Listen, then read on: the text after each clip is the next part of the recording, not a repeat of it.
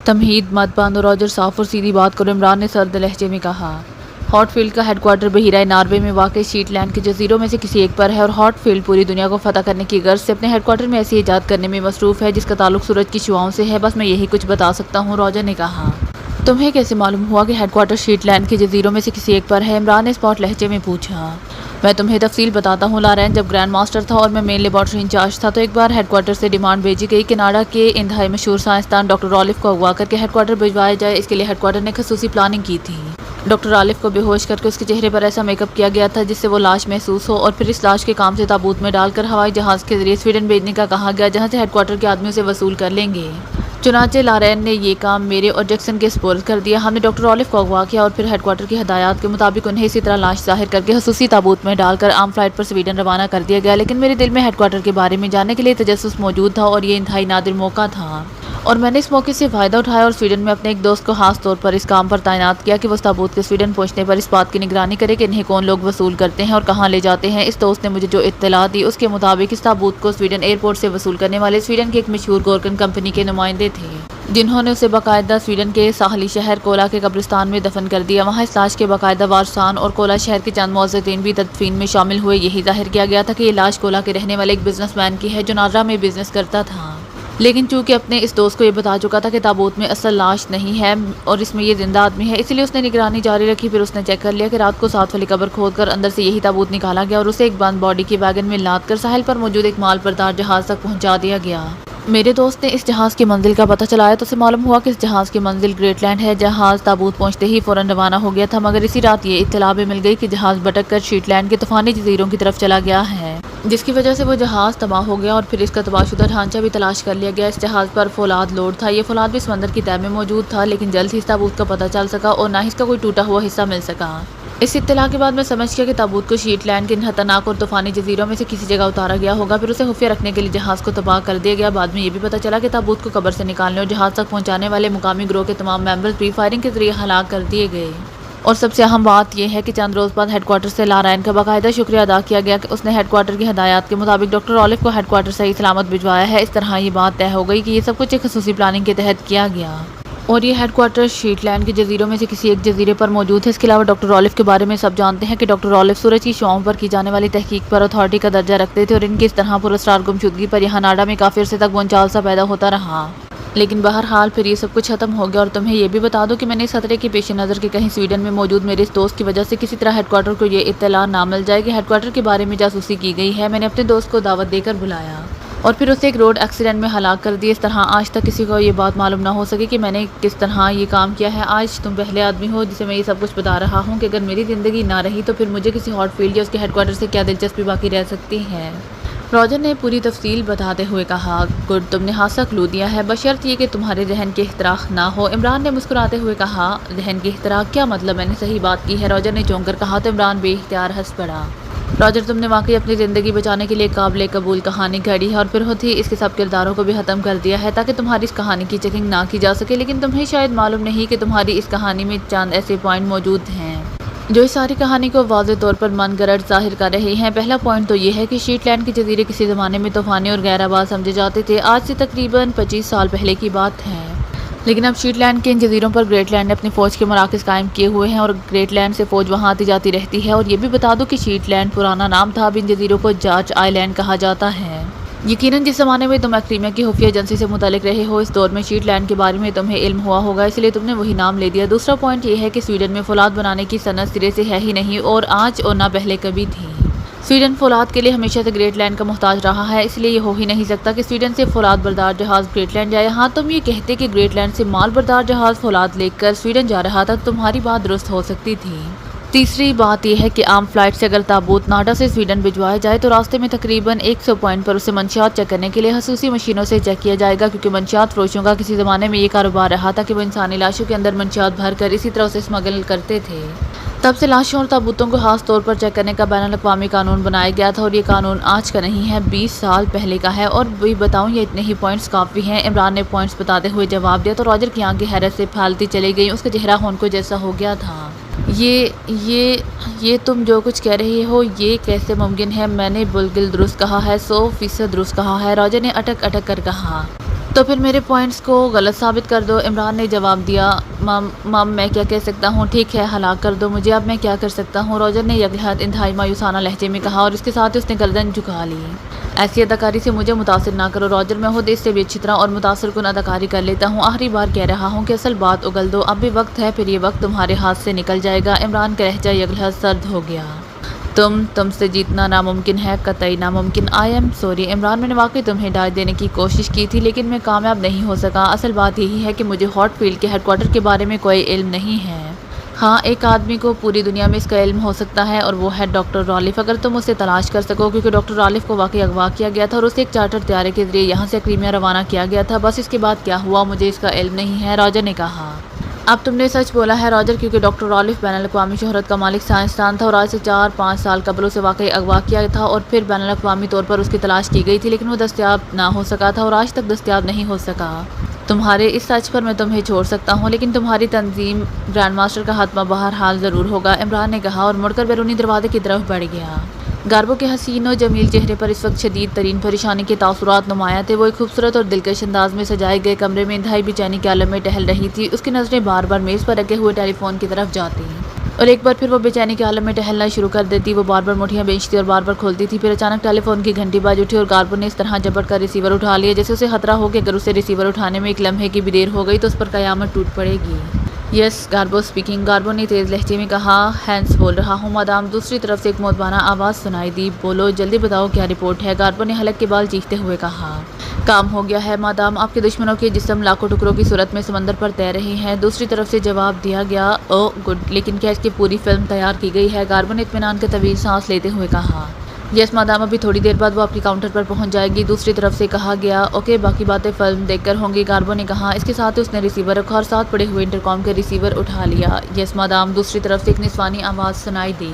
Special counter پر کہہ دو کہ جیسے ہی ہینس کا آدمی فلم وہاں دے جائے گا، فلم فوری طور پر مجھے پہنچا دی جائے، فوری، بغیر ایک لمحہ ضائع کیے بغیر، گاربو نے تیز لہجے میں کہا۔ اس کے ساتھ ہی ریسیور رکھ کر وہ میز کے پیچھے موجود آرام کرسی پر اس طرح ڈیر ہو گئی جیسے میلوں کا سفر طے کر کے اب منزل پر پہنچے ہو۔ اس نے کرسی کی پشت سے سر ٹکا کر آنکھیں بند کر لی اور اس طرح لمبے لمبے سانس لینے شروع کر دیے جیسے ذہنی اور جسمانی طور پر بے حد تھک گئی ہو۔ تقریباً 10 منٹ بعد کمرے پر دروازے پر دستک ہوئی تو گاربو چونک کر سیدھی ہو گئی۔ یس کم ان، گاربو نے سخت لہجے میں کہا۔ دوسرے لمحے دروازہ کھلا اور ایک نوجوان اندر داخل ہوا، اس کے ہاتھ میں ایک بند پیکٹ تھا، اس نے پیکٹ گاربو کے سامنے میز پر رکھا اور سلام کر کے واپس چلا گیا جیسے ہی اس کے عقب میں دروازہ بند ہوا۔ گاربو نے جھپٹ کر وہ پیکٹ اٹھایا اور اسے کھولنا شروع کر دیا۔ پیکٹ کے اندر مائکرو فلم رول موجود تھا، اس نے میز کی سب سے نچلی دراز کھولی، اس کے اندر سے ایک جدید ساخت کا مائکرو فلم پروجیکٹر نکال کر اس نے میز پر رکھا، پھر پیکٹ سے نکلنے والی فلم اس نے اس پروجیکٹر میں فیڈ کی اور پھر پروجیکٹر کے بٹن دبانے شروع کر دیے۔ پروجیکٹر پر ایک سرخ رنگ کا بلب تیزی سے جلنے بجھنے لگ گیا۔ گاربو نے ایک اور بٹن دبایا تو سامنے دیوار پر 20 انچ چوڑائی کی اسکرین روشن ہو گئی اور گاربو کی نظریں اسکرین پر جیسے جم سی گئیں۔ اسکرین پر پہلے تو مختلف جماعت سے ہوتے رہے، پھر ایک پرائیویٹ ایئرپورٹ کا منظر ابھر آیا، وہاں ایک بڑا طیارہ موجود تھا، پھر ایک ویگن طیارے کے قریب آ کر رکی، اس میں سے 5 مرد اور ایک عورت باہر نکلے اور تیزی سے طیارے میں سوار ہو گئے۔ گاربو نے ہاتھ بڑھا کر پروجیکٹر کا ایک بٹن دبایا تو منظر ساکت ہو گیا۔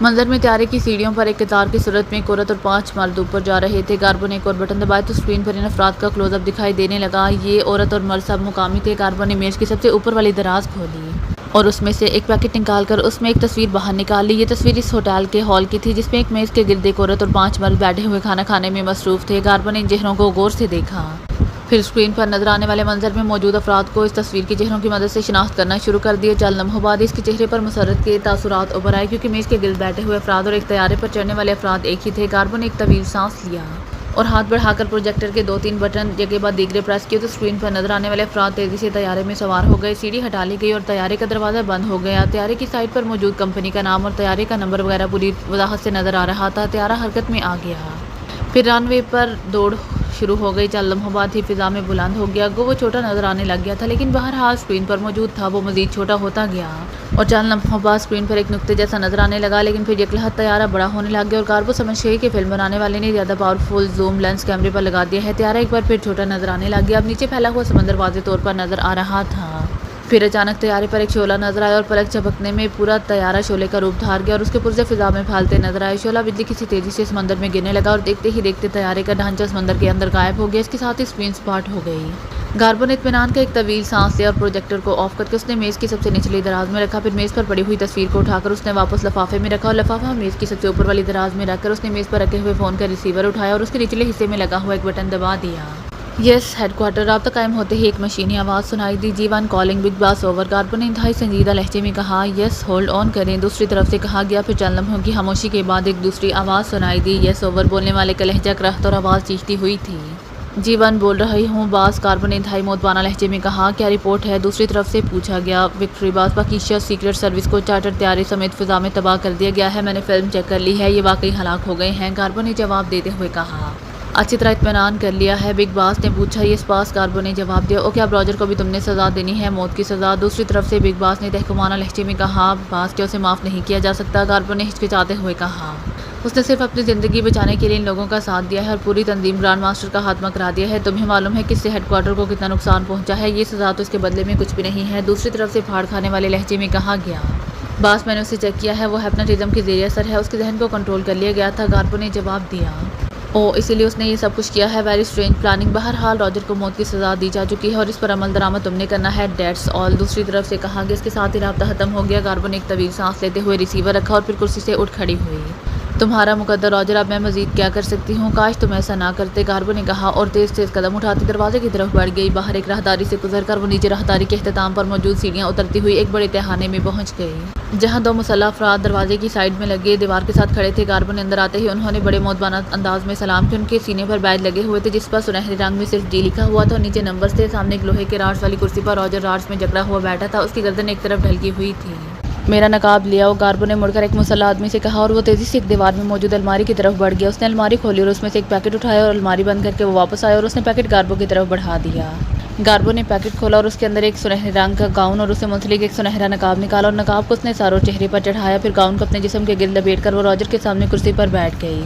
अब वो सुनहरी रेशमी गाउन में लिपटी हुई थी और चेहरे और सर पर सुनहरे रंग का नकाब था। चेहरे पर मौजूद नकाब पर सिर्फ जी वाज़ेह तौर पर नजर आ रहा था। इससे होश में ले आओ। कुर्सी पर बैठते ही कार्बो ने कहा और एक मुसल्ला आदमी तेजी से आगे बढ़ा। उसने जेब से एक छोटी सी शीशी निकाली और उसका ढक्कन खोलकर उसने दहाना रॉजर की नाक से लगा दिया। चंद लम्हों बाद उसने शीशी हटाई और इसका ढक्कन लगाकर पीछे हट गया। कार्बो नकाब में बने हुए आंखों के सुराहों में से गौर से रॉजर को देख रही थी। इन सुराहों पर ऐसे शीशे लगे हुए थे कि जो बाहर से तो स्याह थे लेकिन अंदर से सब कुछ साफ और वाज़ेह नजर आ रहा था। चंद लम्हों बाद रॉजर के जिस्म में हरकत पैदा हुई। उसकी आंखें खुली और उसके साथ ही वो एक झटके से सीधा होकर बैठ गया। उसने लाशौरी तौर पर उठने की कोशिश की लेकिन रॉड्स में जकड़ा होने की वजह से वो उठ ना सका। उसके चेहरे पर शदीद हैरत के तासुरात नुमाया थे। फिर उसकी नज़रें सामने बैठी हुई कार्बो और उसके पीछे खड़े हुए मुसल्लह अफराद पर जम गई। जी क्या मतलब? वो इमरान और उसके साथी कहाँ गए? ये मैं कहाँ आ गया हूँ? रॉजर के मुंह से इंतहाई हैरत भरे अल्फाज निकले। तुम जीवन के सामने बैठे हो ग्रैंड मास्टर रॉजर। कार्बो का लहजा यकसर बदला हुआ था। जीवन ओ मगर मैं तो रिलैक्स हाउस में था जहाँ वो पाकिस्तानी एजेंट इमरान मौजूद था। ये सब कुछ कैसे हो गया? मैं यहाँ कब आया हूँ? कौन लाया है? वो इमरान और उसके साथियों का क्या हुआ? रॉजर के लहजे में बेपनाह हैरत थी। ग्रैंड मास्टर रॉजर, तुमने हेडक्वार्टर से गद्दारी करते हुए इन पाकिस्तानी एजेंटों के साथ मिलकर रिलैक्स हाउस को इसकी मशीनरी समेत तबाह कर दिया। फिर तुम उनके साथ अपने हेडक्वार्टर पहुंचे। तुमने उनके साथ मिलकर अपना ही हेडक्वार्टर तबाह कर दिया। इसके बाद तुमने जैक्सन को हलाक किया, उसका कैनन हाउस तबाह कर दिया। फिर टाग में मौजूद ग्रैंड मास्टर के सारे कारकुनों को तुमने ग्रेट हॉल में कॉल किया और इन सब का खात्मा कर दिया। इसके बाद तुमने असलहे के सारे स्टोर तबाह करा दिए। इस तरह तुमने इन पाकिस्तानी एजेंटों के साथ मिलकर पूरी ग्रैंड मास्टर तंजीम का मुकम्मल तौर पर खात्मा कर दिया और ये सब काम तुमने सिर्फ 2 रोज़ में मुकम्मल कर दिया। इसके खिलाफ कोई जदोजहद इसीलिए ना हो सकी कि ग्रैंड मास्टर खुद इस अजीम तबाही में शामिल था। हेडक्वार्टर को इसकी इत्तला मिली तो हेडक्वार्टर ने जीवन को तुम्हें गिरफ्तार करने और इन पाकिस्तानी एजेंटों के हाथ में का हुक्म दिया। जीवन फौरी तौर पर हरकत में आई और तुम्हें इस होटल से अगवा कर लिया गया जहां वो पाकिस्तानी एजेंट तुम्हें छोड़कर एयरपोर्ट गए थे। फिर इन पाकिस्तानी एजेंटों के चार्टर तैयारी को फिजा में तबाह कर दिया गया। इस तरह इन खौफनाक पाकिस्तानी एजेंटों का खात्मा कर दिया गया। कार्बो ने लहजा बदल कर बात करते हुए पूरी तफसील बता दी। मैंने ये सब कुछ किया, मैंने यानी ग्रैंड मास्टर ने। ये कैसे हो सकता है? नहीं, ऐसा तो मुमकिन ही नहीं है। मुझे तो मालूम ही नहीं है। मुझे तो इतना याद है कि मैं रिलैक्स हाउस में था कि मुझे जैक्सन की कॉल मिली कि पाकिस्तानी एजेंट रॉसिक पहुंच गए हैं और उन्होंने कार्बो के जरिए रिलैक्स हाउस का पता चला लिया है और पाइक की लाश मिली है। इसलिए मैं रिलैक्स हाउस छोड़कर वापस टाग पहुंच जाऊँ। मैं हेलीकॉप्टर पर सवार होकर टाग की तरफ रवाना हुआ कि रास्ते में मुझे ट्रांसमीटर पर कार्बो की कॉल मिली। कार्बो ने मुझे बताया कि जैक्सन ने मेरे खिलाफ गद्दारी करते हुए कोई भयानक साजिश की है। पाकिस्तानी एजेंट जैक्सन के कब्जे में है और पाइक भी जिंदा है। फिर पाइक ने उस तरह ट्रांसमीटर पर मुझसे बात की। कार्बो ने बताया कि जैक्सन मुझे हलाक करवाकर खुद ग्रैंड मास्टर बनना चाहता है, इसलिए अगर मैं टाग आया तो मारा जाऊंगा। चूँकि मुझे कार्बो पर मुकम्मल एतमाद था और इसके साथ ही मैंने पाइक की आवाज़ भी सुनी हुई थी, इसलिए मुझे यकीन आ गया कि कार्बो दुरुस्त कह रही है।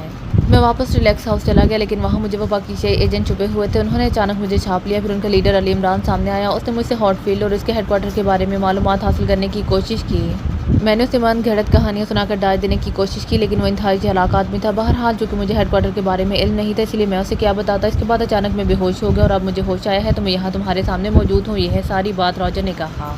اس کا مطلب ہے کہ گاربو کی کال غلط تھی۔ کیا یہ غلط کال گاربو نے کی تھی؟ کیا وہ ان پاکیزائی ایجنٹوں سے ملی ہوئی تھی؟ گاربو نے ہونٹ بھینچتے ہوئے کہا۔ نہیں سر، عمران نے خود مجھے بتایا تھا کہ اس نے گاربو کی آواز اور لہجے میں مجھ سے بات کی تھی۔ مجھے اس کی بات پر یقین نہ آیا تھا کیونکہ میں گاربو کی آواز اور لہجے کو پہچانتا ہوں، لیکن اس نے جو کچھ بتایا وہ درست ثابت ہوا، راجر نے کہا۔